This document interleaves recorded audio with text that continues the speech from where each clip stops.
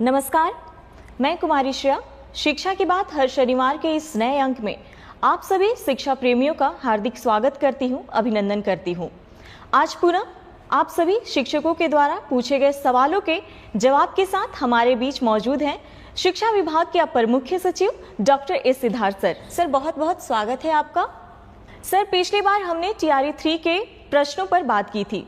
Sir, उस संबंध में आप कुछ कहना चाहेंगे? देखिए, मैंने पिछली बार कहा था कि हम लोग टीआरई 3 का पोस्टिंग हम लोग कर देंगे और ऑलमोस्ट बन गया है। कल सबसे पहले प्रथम 11 जिलों का हम लोग पोस्टिंग ऑर्डर निकालेंगे। मंडे को दूसरे 11 जिलों का निकालेंगे और ट्यूसडे को बाकी जिलों का निकालेंगे। और सभी जो भी टीचर्स जिनको स्कूल अलॉटेड है, ये आदेश उनको दिया जा रहा है कि वो 15 तारीख, इस महीने की 15 तारीख से पहले अपने अपने स्कूल ज्वाइन कर लेंगे और शैक्षणिक कार्य संचालन करेंगे। तो मैं चाहूँगा कि वो सभी जो टीचर्स हैं वो अपने अपने स्कूल्स ज्वाइन करें। और ये हो सकता है कि उसमें किसी को कोई समस्या हो, अपनी व्यक्तिगत समस्या हो, लेकिन क्योंकि नई बहाली है इसलिए सभी को अपने अपने फर्स्ट पोस्टिंग जिलों में ज्वाइन करना आवश्यक है और बाद में अपनी जो व्यक्तिगत समस्या है वे डीओ के माध्यम से राज्य मुख्यालय को भेज सकते हैं। तो मेरी सबको ये शुभकामनाएं हैं कि सभी लोग अपना ज्वाइन करेंगे। साथ ही साथ नेक्स्ट वीक हम लोग टीआरई 1 और टीआरई 2 के महिलाओं का स्थानांतरण जो दूरी के आधार पर है उसको टेकअप करेंगे। आपको ज्ञात होगा कि हम लोगों ने पिछले सप्ताह तक जितने भी विशेष समस्याएं हैं, बीमारी है, विकलांगता है, पति पत्नी है और उसके छूटे हुए मामले भी हम लोगों ने टेकअप कर लिए हैं। अब केवल बच गए हैं हमारे महिलाओं से संबंधित जो दूरी वाला है। तो टीआरई 1 और टीआरई 2 के भी हम लोग अगला सप्ताह टेकअप करेंगे और सभी को अपने अपने जो लॉगिन आईडी है ई शिक्षा कोष, उसमें जानकारी प्राप्त हो जाएगी। इसलिए इधर उधर जानकारी के लिए आप लोग भटके नहीं।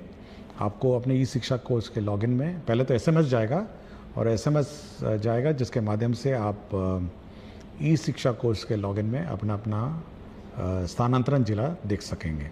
दूसरा एक मैं जानकारी ये देना चाहूँगा कि परसों मुझे एक पत्र मिला था अपने डाक में। मैं यूजुअली सभी पत्र बड़े ध्यान से पढ़ता हूँ, बहुत सारे लोग मुझे पत्र लिखते हैं। मैं उस पत्र में बहुत सारे इश्यूज़ थे और विशेषकर जो टीचर्स की समस्याएं हैं उसके बारे में बड़ी लंबी चौड़ी पत्र थी। और ये एक बीपीएससी टीआरई 1 के जो शिक्षक हैं उन्होंने लिखा। मैंने 2-3 बार इस पत्र को पढ़ा और क्योंकि मैं इस कार्यक्रम के माध्यम से हम लोग शिक्षकों की, बच्चों की, स्टूडेंट्स की समस्याओं पर हम लोग प्रकाश डालते हैं। मैं चाहूँगा कि वो पत्र आप इस कार्यक्रम में पत्र है, थोड़ा इसको पढ़ा जाए इस पत्र को। जी सर। एक शिक्षक का शिक्षा विभाग के ACS doctor S Siddharth sir का नाम एक पत्र। आदरणीय एसीएस महोदय, अपर मुख्य सचिव शिक्षा विभाग, आपके द्वारा प्रत्येक शनिवार को एक यूट्यूब चैनल पर शिक्षा पर चर्चा नाम से एक कार्यक्रम आता है जिसमें आपके द्वारा बड़े ही प्रमुखता से छात्रों तथा शिक्षकों के द्वारा पूछे जाने वाले सवालों का आप जवाब देते हैं।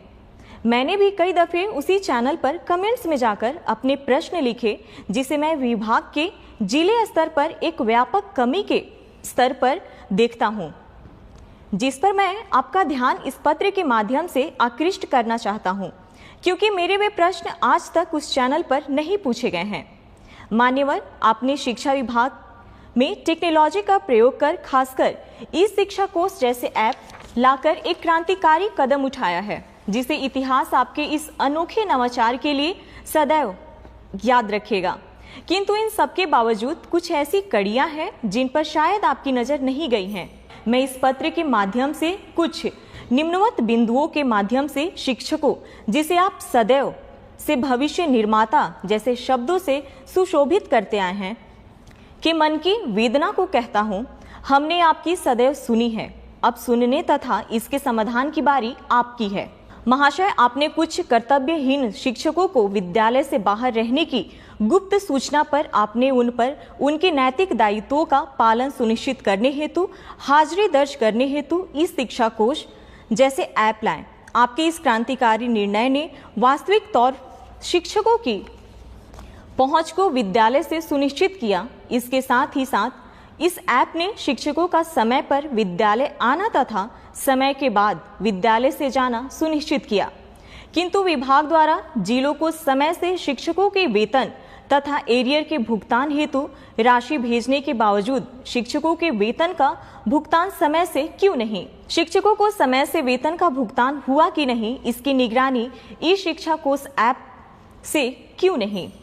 विभागीय आदेश के बावजूद शिक्षकों के वेतन तथा बकाया राशि का भुगतान नहीं होने पर डीईओ तथा डीपीओ स्थापना का निलंबन क्यों नहीं? महाशय, आपने ई शिक्षा कोश ऐप को इतना व्यापक रूप प्रदान किया है कि जिसमें छात्र, शिक्षक तथा विद्यालय तीनों का समस्त डाटा संग्रहित है, जो शिक्षा के क्षेत्र में आपके इस क्रांतिकारी परिवर्तन का अद्वितीय पहल है। किंतु जो शिक्षक साथी मेडिकल लीव या अर्न लीव या किसी अन्य लीव जैसे मातृत्व अवकाश पर जाते हैं तो उन्हें भौतिक आवेदन डीईओ या डीपीओ कार्यालय में जाकर देना होता है। तो फिर इन आवेदनों को आवश्यक साक्ष्यों के साथ ऑनलाइन ई शिक्षा कोश ऐप पर करने की व्यवस्था क्यों नहीं? महोदय, आपके विचारों से आपकी शिक्षा के क्षेत्र में सुधार करने का जो जज्बा है, हमें उससे भरपूर मोटिवेशन मिलती है।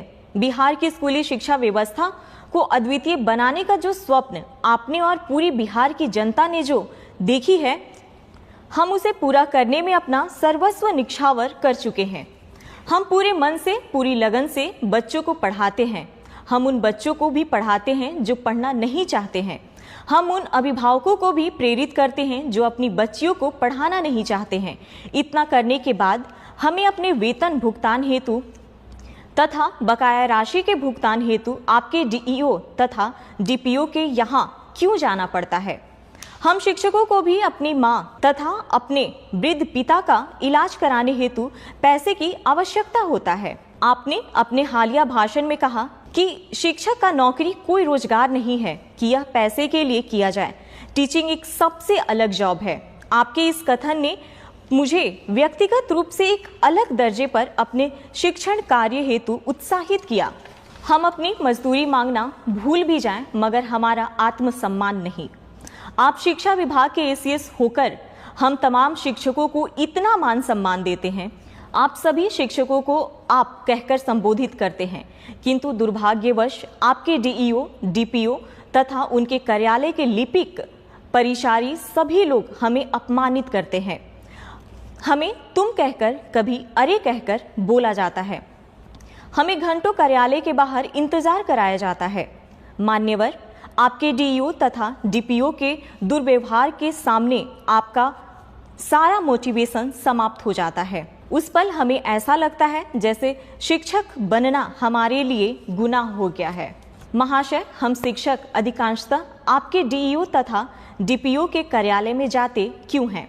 अर्न लीव के लिए, मेडिकल लीव के लिए, मातृत्व अवकाश के लिए, वेतन भुगतान या बकाया राशि भुगतान के लिए। हम कार्यालय उपरोक्त कार्यों हेतु जाते हैं, तभी हमसे चढ़ावा मांगा जाता है, हमें अपमानित किया जाता है। अगर आप उपरोक्त कार्य हेतु ई शिक्षा कोश ऐप पर भी व्यवस्था कर दे तो कुछ हद तक हम शिक्षकों की मन की वेदना को आप दूर कर सकेंगे। महाशय, जब आप आपके डीईओ, डीपीओ महीने की 1 तारीख को अपनी मजदूरी ले लेते हैं, तो आप हम शिक्षकों की मजदूरी देने में 1 से 2 महीने का विलंब क्यों? एक अभिभावक अपने बच्चों का वेतन दिए बिना अपना वेतन कैसे पा सकता है? यह नैतिक रूप से बिल्कुल गलत है।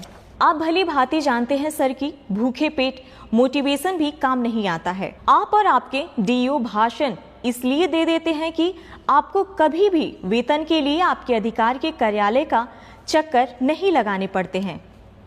अतः महोदय से मेरा नम्र निवेदन होगा कि उपरोक्त बिंदु पर विचार करें ताकि बिहार के तमाम शिक्षक साथियों का दर्द कम हो। मैं इस पत्र को 2-3 बार पढ़ा और मैं इसीलिए इस पत्र को मैंने साझा किया क्योंकि इस कार्यक्रम को मेरे पूरे विभाग के अधीनस्थ सभी पदाधिकारी और कर्मचारी देखते हैं।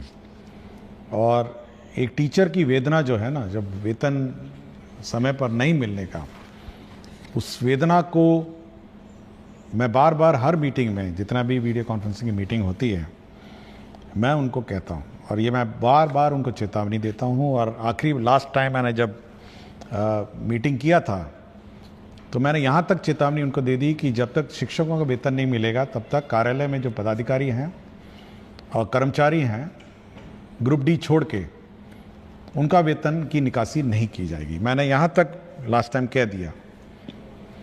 और इस शिक्षक जो मुझे लगा TRE 1 के बहुत ही कमिटेड टीचर है, मतलब ये मेरे विचार से जब मैंने पत्र को बड़े ध्यान से पढ़ा तो मेरे मापदंड में बहुत एक आदर्श टीचर है, मतलब एक टीचर जिसकी मैं परिकल्पना करता हूँ और शिक्षा व्यवस्था जिसके कंधे पे है। और मेरा बहुत उम्मीद है ये TRE 1, TRE 2, TRE 3 और सक्षमता पास जो टीचर हैं कि इस प्रकार की भावना और इस प्रकार का जो मतलब कमिटमेंट है,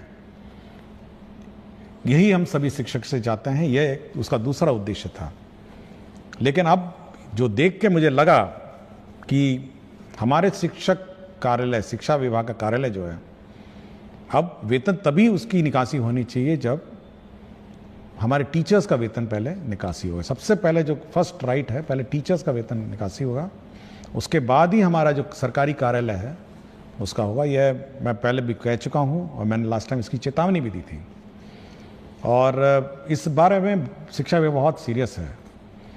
दूसरा ये है कि आपने देखा होगा पिछले सप्ताह हमने एक ग्रीवांस हैंडलिंग पोर्टल, एक वेबसाइट ई शिक्षा को उसका पार्ट बनाया, जिसमें 11 अव्यय उसमें है, 11 कंपोनेंट्स हैं, जिसमें भुगतान के बारे में है, जिसमें टीचर्स का अन्य टीचर तंग करने के बारे में है, जिसमें पब्लिक को टीचर तंग करने के बारे में है, जिसमें अन्य टीचर गायब हो जाने के बारे में भी है, जिसमें इंफ्रास्ट्रक्चर के बारे में है, बहुत सारे हैं। और इसको मैं रोज़ सुबह और शाम देखता हूँ। और यह निश्चित रही है, मैं सभी टीचर जो भी शिकायत उसमें है, और बिल्कुल यही शिकायत थी उसमें। जब मैंने खोला कि कितना पेमेंट पेंडिंग है तो बड़ा दुख हुआ मुझे कि मातृत्व अवकाश 1 साल पहले लिया था, अभी तक वेतन नहीं मिला उस पीरियड का। छुट्टी लिया, उसका वेतन नहीं मिला। तो मुझे बड़ा ख़राब लगा जब मैंने लंबित वेतन और सैलरी और अरियर का जो कंपोनेंट देखा। तो मैं ज़रूर सभी को, मैं हमारे शिक्षक, जो हमारे शिक्षा विभाग के जो स्थानीय पदाधिकारी हैं, मैं ज़रूर चेतावनी देता हूं कि अगर कोई भी लापरवाही हुई शिक्षक के वेतन में, भुगतान में तंग करने का, तो हम लोग उनकी जवाबदेही निर्धारित कर देंगे। ये मैं बिल्कुल स्पष्ट कर चुका हूँ और उस पत्र में भी मैं स्पष्ट कर चुका हूँ, मैं कोई लिखित में भी मैंने किया हुआ है। दूसरा है कि हम लोग ये व्यवस्था ज़रूर जो मांगा गया है कि सभी चीज़ें ऑनलाइन हो। आपके अवकाश है ऑनलाइन होगा, आपका CL होगा ऑनलाइन होगा, आपका मातृत्व अवकाश होगा ऑनलाइन होगा।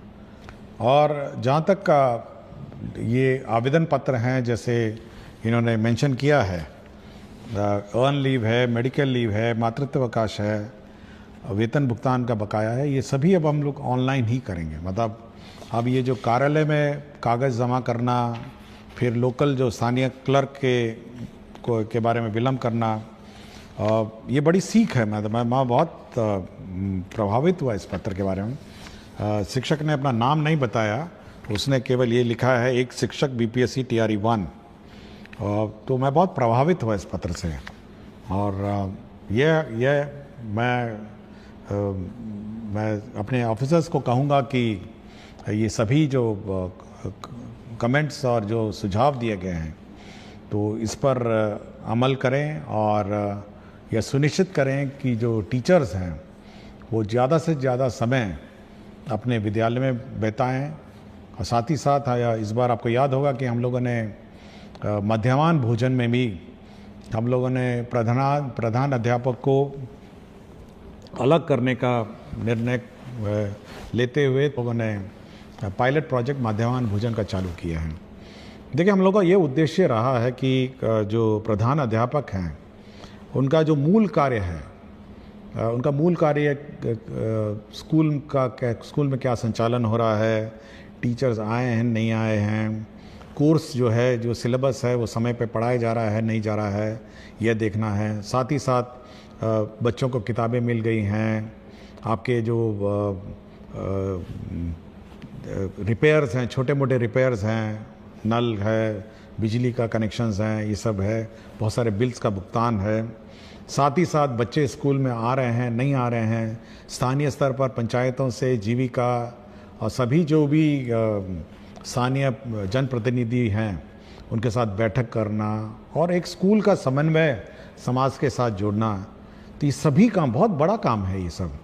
और यह देखा गया है और ये मेरा जो इंस्पेक्शन और फीडबैक से मिला है कि जो समय मिड डे मील में लगा उससे जो शैक्षणिक कार्य है ये प्रभावित हो गया है। और हम चाहेंगे कि जो प्रधान अध्यापक जो टीम लीडर है, इसमें कोई जूनियर सीनियर की बात नहीं है, लेकिन एक डेजिग्नेटेड टीम लीडर के रूप में वो काम करे, एक टीम बिल्डिंग करे और साथ ही साथ जो सरकार का निर्देश है कि कैसे पढ़ाना है, स्कूल में गुणवत्तापूर्ण शिक्षा है, इसको सुनिश्चित करना है। अब जैसे हम देख रहे थे पिछले सप्ताह ही बात है, अब एक टीचर का आपने देखा होगा कि एक ही फ़ोटो पे 10 दिन अटेंडेंस लगा दिया, तो यह भी काम प्रधान अध्यापक का है कि जब वो टीचर आ नहीं रहा है और उसका अटेंडेंस लग रहा है तो ये चेक करके ये पता करना कि भाई अटेंडेंस लग कैसे रहा है। तो ये फर्जीवाड़ा जो अटेंडेंस का हुआ पिछले सप्ताह जो एक मामला प्रकाश में आया, ये सब पर निगरानी रखना भी प्रधान अध्यापक का है। तो एज ए टीम लीडर जो प्रधान अध्यापक का है उसका काम है कि स्कूल का संचालन सरकार के नियमानुसार चले और बच्चों की गुणवत्तापूर्ण शिक्षा उनको उपलब्ध हो और साथ ही साथ समाज में पेरेंट्स हैं, पीटीए मीटिंग, बहुत काम है, इतना सारा काम उसको है, अगर मैं गिनवाने लग जाऊं तो 1 घंटा और लग जाएगा। तो बहुत सारा काम है जो प्रधान अध्यापक के जिम्मे हैं। कोर्स समय पर हो, परीक्षाएं समय पर हो, मंडे टेस्ट समय पर हो, वीकली टेस्ट समय पे हो, तो बहुत सारी चीज़ें हैं। होमवर्क टीचर्स दे रहे हैं, क्लास में वर्कबुक करेक्ट हो रहा है, तो ये सारा जो ये कार्यक्रम है ये प्रधान अध्यापक के जिम्मे है। और मैं जिसने भी इतना लंबा पत्र बड़े हाथ से लिखा हुआ था, तो बहुत सुंदर हैंड राइटिंग थी, मैं हैंड राइटिंग देख के मैं एक बार रुका कि इतनी सुंदर लिखाई है, उसको देख के मैं बहुत ही प्रसन्न हुआ और मैं बैठ के मैंने इसको 3-4 बार पढ़ा। तो मैं आज इसीलिए मैंने आज इस कार्यक्रम को रखा कि आज एक बार इस पत्र के बारे में मैं सभी से चर्चा करूंगा और एक संवाद हम लोग शिक्षा में टीचर से संवाद स्थापित करना चाहते हैं, बच्चों से स्थापित करना चाहते हैं, अभिभावकों से करना चाहते हैं। और इसी कड़ी में मैं इस पत्र को आज मैंने पढ़ा, नमन करता हूँ, मैं उनको धन्यवाद देता हूँ कि शिक्षा क्षेत्र में सुधार के लिए उन्होंने मुझे पत्र लिखा। बहुत बहुत धन्यवाद सर। अगले सप्ताह पुनः आपसे मुलाकात होगी। धन्यवाद।